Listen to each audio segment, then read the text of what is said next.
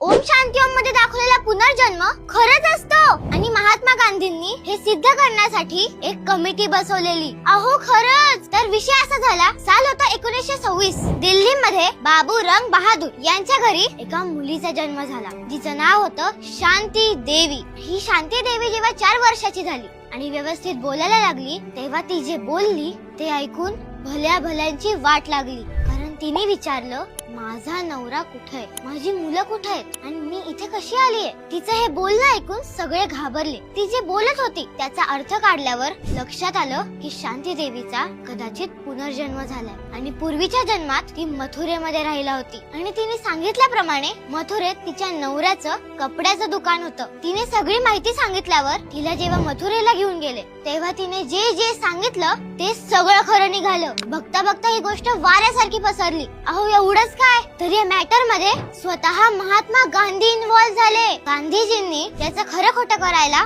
15 जणांची कमिटी तयार केली आणि सगळ्यात इंटरेस्टिंग गोष्ट म्हणजे शांती देवीचा पुनर्जन्म हा खरा आहे असं त्या कमिटीलाही मान्य करावं लागलं. या शांती देवींवर पुढे अनेक जणांनी रिसर्च केलाय आणि त्यावर पुस्तकं पण आली आहेत. याला इग्नोर करा, पण अशा भारी गोष्टी ऐकायच्या असतील तर